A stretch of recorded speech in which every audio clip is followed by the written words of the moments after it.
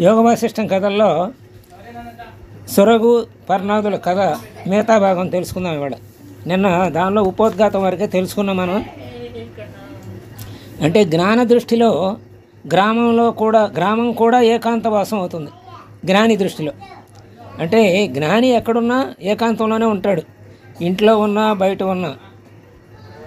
అంటే ఎప్పుడు నిరంతరం అంతర్ముఖం అవుతాడనమాట. నడుస్తున్నా మేలుకున్న నగర గ్రామ రాజ్యాల్లో కూడా అరణ్యంలో లాగానే ఉంటాడు అని చెప్పి నిన్న మనం చెప్పుకున్నాం అంతవరకు.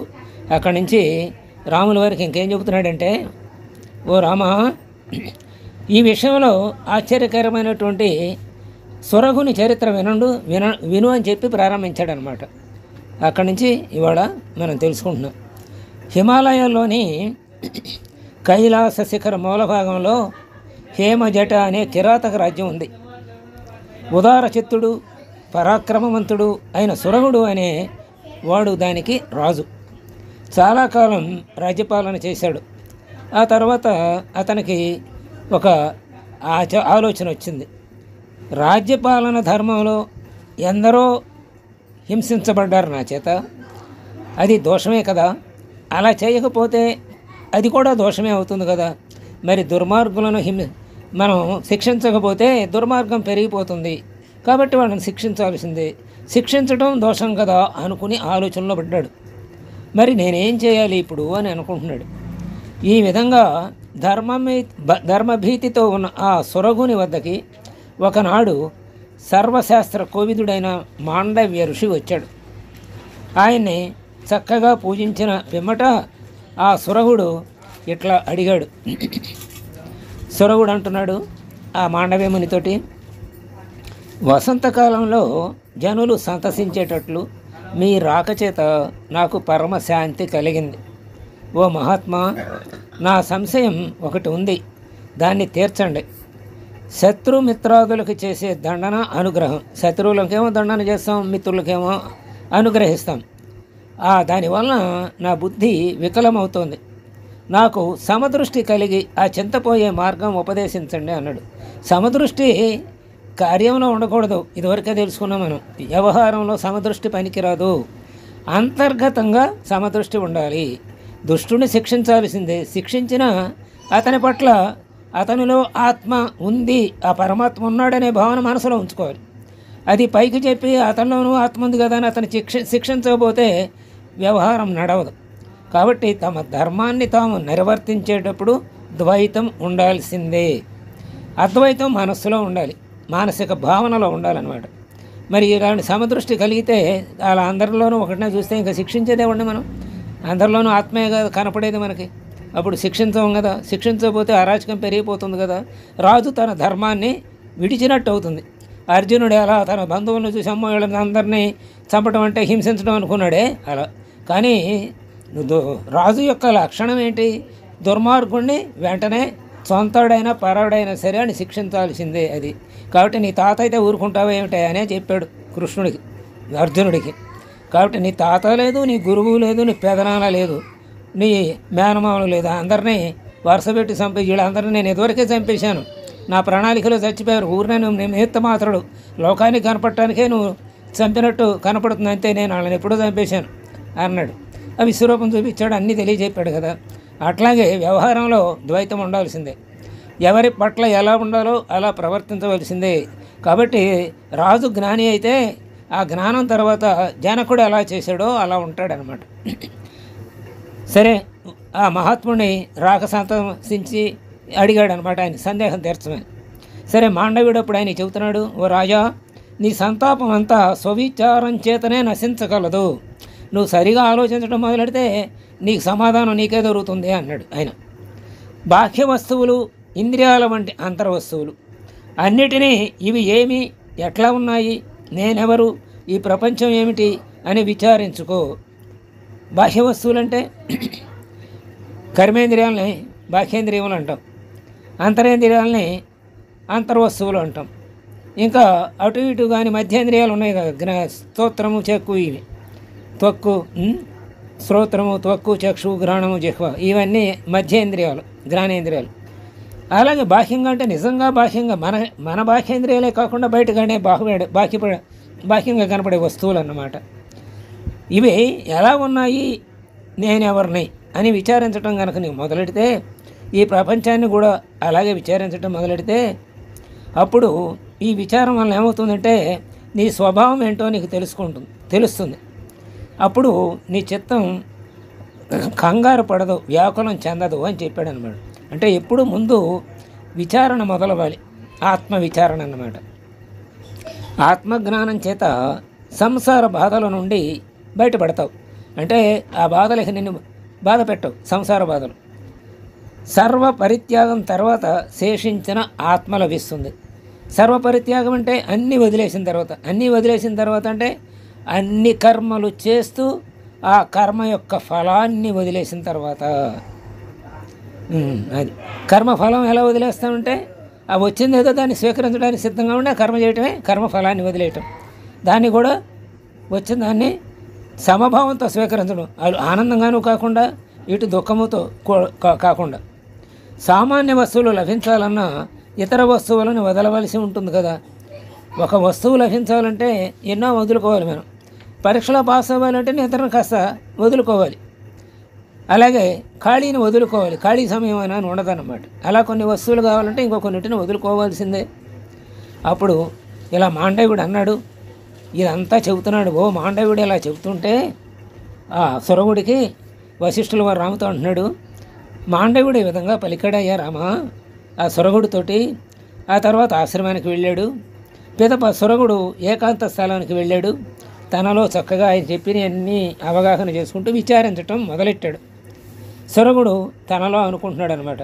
మన గాది అలాగే అనుకున్నాడు, అలాగే ఉద్దాలకుడు అలాగే అనుకున్నాడు. తమలో తాము విచారించుకోవటం మొదలెట్టారని ఆ కథల్లో కూడా మనం చదువుకున్నాం. అలాగే ఇప్పుడు ఈ మాండవ్యుడు చెప్పిన తర్వాత సురగుడు ఆలోచనలో పడ్డాడనమాట. తనలో తాను ఏమనుకుంటున్నాడంటే, అసలు నేను ఎవరిని? ఈ రాజ్యం అనేదాన్ని వదిలితే రాజును కాకుండా పోతాను కదా, కుటుంబాన్ని వదిలాననుకోండి కుటుంబాన్ని కాకుండా పోతాను కదా. అలాగే నాకున్న బాహ్య వస్తువులు అన్నిటినీ, అంటే నాకున్న సంపదను అంతటిని వదిలితే ఏమీ కాకుండా శరీరం ఒక్కటే కలవాడిని అవుతాను కదా. ఇక మాంసము ఎముకలు వంటి వాటితో సంబంధం వదిలాననుకోండి, అప్పుడు ఈ దేహం నాది కాదు అనుకున్నాను అనుకోండి, ఎవరితో మిగులుతాను? మనస్సుతో మిగులుతాను, మనస్సుతోనే ఉంటాను. ఇక మనస్సు కూడా జడ పదార్థమే కదా, దాన్ని కూడా వదిలాను అనుకోండి, అప్పుడు ఏమవుతాను నేను? మిగిలేది ఏది? త్రిపుటితో కూడి నేను తెలుసుకుంటున్నాను అనే తెలుసుకునేది మాత్రమే ఉన్నాడు, అంటే జీవుడు ఉన్నాడు. ఆ జీవుడిని కూడా వదిలాను అనుకోండి, అంటే ఆ త్రిపుటిని కూడా వదిలేస్తే ఆ పైన, ఆ త్రిపుటి యొక్క పైన ఎవరున్నారు? సాక్షి చైతన్యం ఒక్కటే మిగిలి ఉంది. మనమేం చెబుతాము? దీన్ని ఇలా ఒక్కొక్కటి వదులుకుంటా వస్తే, కుటుంబాన్ని వదులుకుంటా వస్తే, రాజుద్యాన్ని వదులుకుంటా వస్తే చివరికి నేను మిగిలేది ఏంటి అంటే సాక్షి చైతన్యం ఒకటే మిగిలి ఉంటుంది నాలో. అది దానికి ఏమైనా సంకల్పాలు ఉన్నాయా? లేవు. అది సంకల్పరహితం, అంటే వికల్పం. ఏ కల్పాలు లేవు దానికి, వికల్పాలు లేవు. వదలటానికి వీలు లేదు దాన్ని.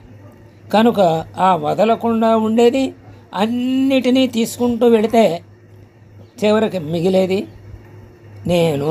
ఆ నేనే, ఆ శుద్ధ చైతన్యమే నేను అని తనలో తాను విచారించుకుంటూ సురగుడు అక్కడికి నేను ఎవరినో తెలుసుకుంటున్నాడు. ఇక అప్పుడు ఆశ్చర్యం వేసింది ఆయనకి. ఎంతకాలం నేను ఆత్మని పొంది ఉన్నా, ఇప్పుడే తెలుసుకున్నాను. ఎనపెట్టులో 5-6 సొరుగుల లోపల ఒక విలువైన వస్తువును పెట్టి అది మర్చిపోయి అన్ని చోట్ల వెతికి ఆ తర్వాత ఎనపెట్టిని తీసి ఒక్కొక్క సొరుగు తీసుకుంటూ వెళితే మనకి చివరికి మిగిలేది ఆ విలువైన ఆ మణి వస్తువు కనపడుతుంది. అలాగే ఈ స్థూల శరీరం, సూక్ష్మ శరీరం, కారణ శరీరం, మహాకారణ శరీరం ఇవన్నీ వదిలితే ఆ మహాకారణ శరీరానికి కూడా పైన ఉందేదో ఆ శుద్ధ చైతన్యం నేను అని అప్పుడు అర్థమవుతుంది మనకి. కాబట్టి ఇది ఇప్పుడే తెలుసుకున్నాను విచారించిన తరువాత. బ్రహ్మ, ఇంద్ర, యమ, వాయువుల్లోనూ సర్వభూతాల్లోనూ ముత్యాల మాలలో దండలాగా, దారంలాగా ఉంది. ముత్యాల మాలలో దారం ఉంటేనే ముత్యాలన్నీ నిలబడతాయి. అలాగే ఇప్పుడు ఈ సూక్ష్మ స్థూల కారణ మహాకారణ శరీరాలన్నీ ఆ శుద్ధ చైతన్యం వల్లనే నిలబడుతున్నాయి. అలాగే దారం ఉంటేనే ఈ పూసలన్నీ నిలబడ్డట్టుగా, అలాగే అదే ఆత్మ. వీటన్నిటికీ కారణమైనటువంటిదే ఆత్మ, అదే సత్యం. తక్కినవన్నీ మిథ్యారూపాలే అంటే ఈ దేహాదులన్నీ కూడా మిథ్యారూపాలే.